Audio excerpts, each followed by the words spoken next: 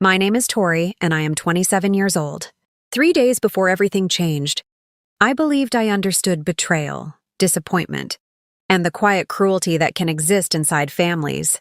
But I had no idea how deep a wound could truly go until I heard the words that would replay in my mind like a curse I could never silence. "Let her go, we won't pay for the surgery." My father told the doctor while I lay in a coma. He signed the "Do not resuscitate" order to save money. I didn't hear it in the moment, of course. I was unconscious, suspended somewhere between life and whatever waits beyond it. My body connected to machines that breathed, measured, and waited. But later, when the nurse with tired eyes and a trembling voice told me what had happened, those words felt as if they had been carved directly into my bones. Before the accident, my relationship with my father had already been fragile, stretched thin by years of emotional distance, his cold calculations, and the unmistakable sense that I was always an expense he regretted rather than a daughter he loved. Still, some naive part of me believed that when faced with losing me, he would choose me. That illusion died long before I ever opened my eyes in that hospital bed. The crash itself was sudden, violent, and brutally ordinary. Rain-slicked road, a truck that lost control, headlights exploding across my windshield like a final warning from fate. Then darkness. No pain, no fear, just absence. While I drifted in that silence, my father sat in a brightly lit office with a doctor, not grieving, not praying, but negotiating. Money, always money. The cost of surgery, the probability of recovery, the burden of long-term care. To him, my life became a financial equation, a liability to be minimized. And so he signed, a signature just ink on paper, yet heavy enough to decide whether my heart should be allowed to fight if it faltered.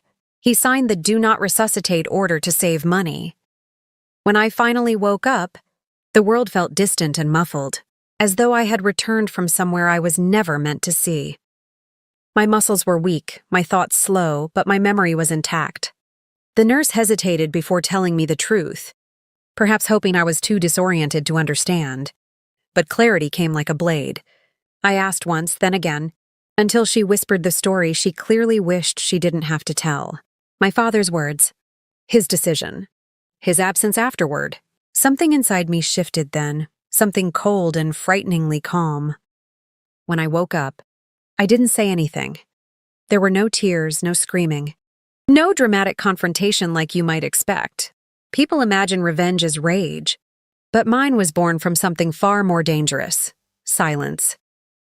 In that silence, I began to see my father not as a parent, not even as a villain, but as a man governed entirely by greed, a man who believed money could shield him from consequence, who believed decisions made in private rooms never echo. What he never understood was that choices leave trails and trails can be followed. As my body slowly healed, my mind grew sharper, fueled by the unbearable knowledge that my own father had measured my worth against. A hospital bill and found me too costly. Visitors came and went, offering sympathy and hollow comfort, but he did not. Perhaps guilt kept him away, or perhaps indifference. Either way, his absence told me everything I needed to know. I spent those long hours staring at the ceiling, replaying possibilities, tracing connections, remembering details about his business empire, the partnerships built on fragile trust, the aggressive deals, the secrets I had once overheard and dismissed. I remembered how he boasted about being untouchable, how he laughed at those who lost everything, how he treated ethics like inconveniences rather than boundaries. And slowly, methodically, a plan began to take shape. Not driven by impulse, not reckless, but precise. I did something much worse that left him bankrupt in 24 hours. But that part of the story, the part where power shifted, and the man who priced my life learned the cost of his own decisions, did not begin with shouting or accusations. It began with patience, with understanding the architecture of his world, with recognizing that empires built on arrogance often collapse from within. As the hours turned into days, and the machines around me gradually disappeared, I felt something stronger than anger taking hold: determination. A quiet, unwavering resolve. My father had signed a document expecting my story to end in that hospital room. expecting silence to swallow the consequences of his choice. He never imagined that I would wake up, that I would remember, that I would act. And most of all, he never imagined that the daughter he considered too expensive to save would become the very force that unraveled everything he had spent a lifetime building. 72 hours after I woke up, my father still believed he had escaped the weight of his decision. In his world, money erased discomfort, influence neutralized scrutiny, and time buried inconvenient truths. But while he moved through boardrooms and private calls with the same confidence that had defined him for decades, I was already setting into motion something he would never see coming. Hospitals are strange places. People assume they are only for healing bodies, yet for me, it became a place of awakening far beyond the physical. As my strength returned, so did memories I had once ignored. Hushed conversations about shell companies, tense arguments over hidden liabilities, and the subtle but unmistakable patterns of a man who treated legality as a flexible suggestion rather than a boundary. My father's empire, polished and imposing from the outside, was laced with vulnerabilities only someone close enough could truly understand. And I understood it intimately. I knew which partnerships were held together by trust instead of contracts, which investors were nervous, which deals relied on reputations that could shatter under the right pressure. He had spent years teaching me, unintentionally, how his world worked, not out of love, but because he never imagined I would one day use that knowledge against him. The first move was not dramatic or loud. Revenge rarely is. It was a quiet message, carefully worded, sent to a single individual who had long suspected my father's manipulations but lacked confirmation. I didn't fabricate anything. Lies are unstable weapons. I simply connected dots, revealed timelines, and exposed inconsistencies that had always existed beneath the surface. Doubt is a powerful solvent. Once introduced, it spreads on its own. From there, the unraveling accelerated with almost terrifying speed. Phone calls multiplied. Meetings were abruptly scheduled. Audits, once routine, turned hostile. My father, accustomed to control, suddenly found himself reacting instead of commanding. 72 hours. That was all it took for suspicion to metastasize into panic. Investors began freezing funds.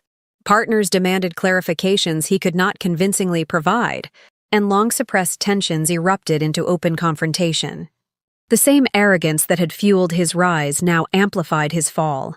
He dismissed concerns too aggressively, threatened where reassurance was needed, and underestimated the fragility of loyalty built on fear rather than respect. I watched it all unfold from a distance, each update arriving like an echo of inevitability. There was no satisfaction in a theatrical sense, no triumphant celebration. What I felt was colder, heavier, a grim recognition of consequence. The man who once reduced my life to a cost-benefit analysis was now facing calculations of his own. Only this time the numbers refused to obey him. Within those 72 hours, regulatory inquiries emerged like storm clouds. Old rivals seized opportunities with predatory precision, and the carefully constructed illusion of invincibility collapsed. Credit lines evaporated. Assets were contested. Confidence, the invisible currency sustaining his empire, disintegrated. And then came the moment that would have been unimaginable to him just days earlier. Financial paralysis. Accounts locked. Deals terminated. Legal teams scrambling not for expansion but survival. He lost everything. The speed of it stunned even those who had long resented him. Empires do not usually crumble overnight, yet his did, because they had never been as solid as they appeared. They were towers of leverage, perception, and intimidation, powerful, but catastrophically brittle. When the final confirmation reached me, when I heard the words bankruptcy protection, spoken in a tone of disbelief rather than strategy, I closed my eyes and remembered that hospital room, that signature, that decision made while I lay helpless. The symmetry was impossible to ignore. He had believed my life was an expense he could choose not to bear. Now he was learning that choices carry prices beyond money. People often imagine revenge as explosive, but mine was quiet, almost clinical. I did not shout. I did not confront him with dramatic speeches. In fact, when he finally stood at the foot of my hospital bed, eyes hollow, posture diminished, there was a strange, unbearable silence between us. For the first time in my life, he looked uncertain. As if struggling to reconcile the daughter he had dismissed with the reality before him. I searched his face for remorse, for understanding, for any sign that he grasped the magnitude of what had truly destroyed him. But all I saw was shock, not at his own actions, but at their consequences. That was the tragedy of it. Not his downfall, but his blindness. I had not ruined an innocent man. I had merely removed the scaffolding that had long concealed the instability of his world. And as he stood there stripped of power, wealth, and certainty, I understood something that neither victory nor anger could erase. Some losses are irreversible, regardless of who suffers them. Money can rebuild businesses. It cannot restore trust, love, or the years of damage inflicted by cold indifference. My father lost everything in 72 hours. But the true collapse had begun long before, the moment he chose savings over his own daughter's life. If there is anything my story proves, it is this. The most devastating consequences are often born not from dramatic acts, but from quiet decisions made when we believe no one is listening. No one will remember. No one will survive to respond. I did, and everything that followed was simply the echo of a signature he never should have made.